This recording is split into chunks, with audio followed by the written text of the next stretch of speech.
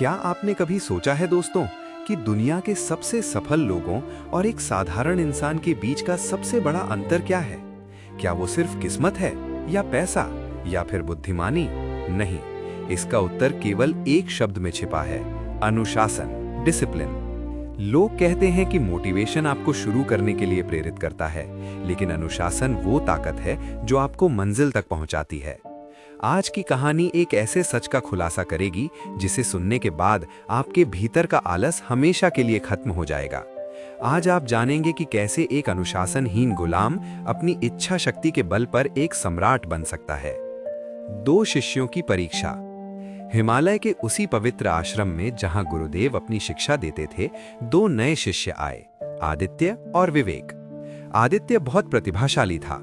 वो किसी भी मंत्र को एक बार सुनकर याद कर लेता था, लेकिन उसकी एक समस्या थी, वो अपनी मर्जी का मालिक था। जब मन किया तो पढ़ लिया, जब मन किया तो सो गया।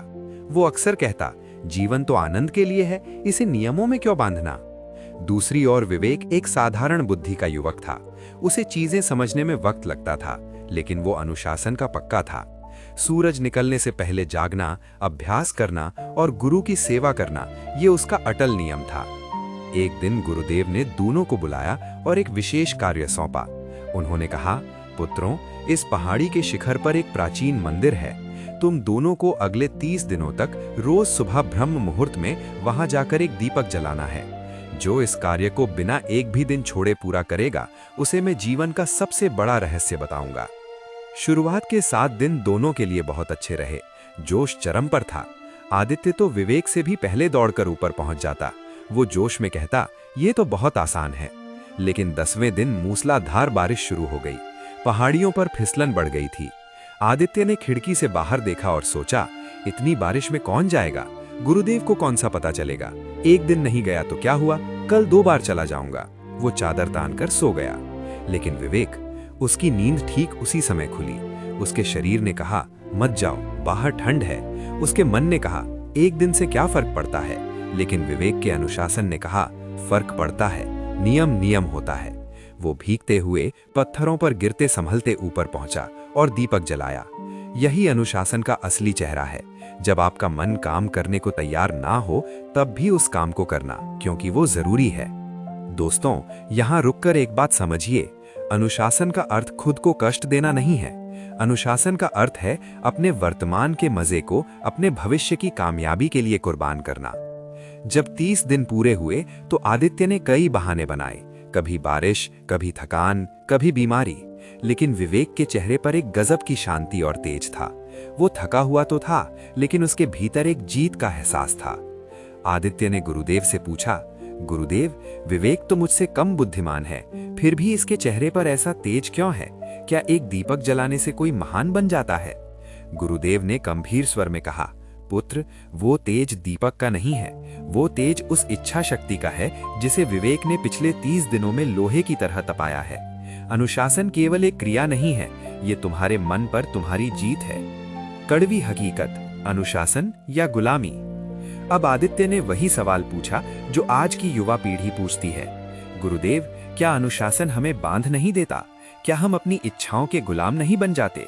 क्या आजादी का मतलब अपनी मर्जी से जीना नहीं है? गुरुदेव मुस्कुराए और एक पतंग का उदाहरण दिया। उन्होंने कहा, पुत्र, आकाश में उड़ती उस पतंग को देखो। जब तक वो एक धागे यानी नियम से बंधी है, वो ऊंचाइयों को छू रही है। जैसे ही तुम उस धागे को तोड़ दोगे, वो आजाद तो हो जाएगी, लेकिन कुछ ही पलों में जमीन पर गिरकर कचरा बन जाएगी। बिना अनुशासन के इंसान उस पतंग की तरह है जिसकी डोल टूट चुकी है। यदि आप अपने मन के अनुसार चलते हैं तो आप आजाद नहीं हैं, बल्कि आप अपने मन के गुलाम हैं। अगर आपका मन कहता है सोशल मीडिया चलाओ और आप चलाने लगते हैं, मन कहता है जंक फूड खाओ और आप खाने लगते हैं, तो मालिक कौन हुआ, आप या आपका मन?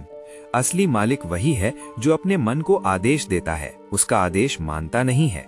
शिष्य विवेक ने पूछा, गुरुदेव, अनुशासन की राह पर चलना तो कठिन है। कई बार हम शुरू तो करते हैं, पर संकल्प टूट जाता है। इस मानसिक जंग को कैसे जीतें? गुरुदेव ने शांत स्वर में कहा, पुत्र, अनुशासन कोई बोझ नहीं, बल्कि एक कला है। इसे साधने के लिए इन 7 मंत्रों को अपने जीवन का आधार बना लो। संकल्प की सूक्ष्मता, स्मॉल स्टार्ट्स। एक ही दिन में पूरे पहाड़ को हिलाने की मत सोचो। आज सिर्फ एक पत्थर हटाओ। अनुशासन की शुरुआत एक बड़े बदलाव से नहीं, बल्कि एक छोटी सी रोजाना की जीत से होती है। मूड के ऊपर मकसद, पर्पस ओवर मूड। औसत इंसान तब काम करता है जब उसका मन करता है, लेकिन एक योद्धा तब काम करता है जब उसे जरूरत होती है। सफलता को इस बात से कोई फर्क नहीं पड़ता कि आज आप कैसा महसूस कर रहे हैं। आंतरिक शासन, सेल्फ मास्टरी।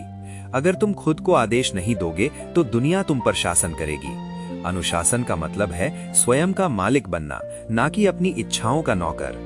विलंबित संतुष्टि, डिलेड ग्रेटिफिकेशन। आज के छोटे मजे को कल की बड़ी सफलता के लिए छोड़ना सीखो। जो आज पसीना बहाने का अनुशासन रखता है, वही कल सुकून की नींद सोता है। वातावरण का प्रभाव, एनवायरनमेंट। अपनी संगति और अपने आसपास की चीजें ऐसी रखो जो तुम्हें लक्ष्य की याद दिलाएं। कमजोर वातावरण में मजबूत संकल्प भी दम तोड़ देता है।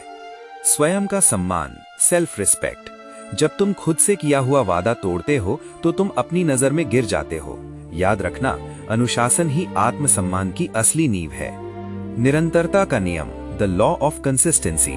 अनुशासन एक दिन का चमत्कार नहीं है, ये धूल के उन कणों की तरह है जो रोज जमा होकर एक दिन विशाल पहाड़ बन जाते हैं। रुकना मना है, चाहे कदम कितने ही छोटे क्यों ना हो। स्वामी जी ने आगे कहा, पुत्र विवेक, जिसने इन 7 मंत्रों को साध लिया, वो केवल मंदिर में दीपक नहीं जलाएगा, बल्कि वो अपने भविष्य को अपनी मुट्ठी में कर लेगा।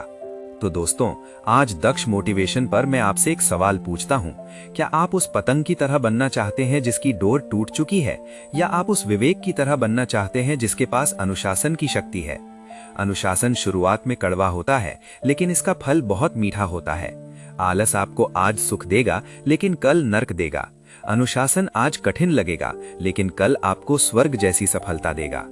आज से ही एक छोटा सा नियम बनाइए, चाहे वो सुबह जल्दी उठना हो, व्यायाम करना हो, या केवल 15 मिनट पढ़ना हो। उसे कभी मत तोड़िए, चाहे दुनिया इधर की उधर हो जाए। तो अब बस एक वादा कीजिए खुद से कि आप हमेशा मुस्कुराते रहेंगे, क्योंकि आपकी एक मुस्कान ही इस मुश्किल सफर की सबसे खूबसूरत हमसफर है। याद रखना दोस्तों, जिंदगी हर किसी को तोड़ती है, लेकिन जो टूट कर भी चल पड़े वही दक्ष होता है। फिर मिलेंगे दोस्तों अगली वीडियो के साथ। तब तक के लिए अपना ख्याल रखिए और हमेशा मुस्कुराते रहिए।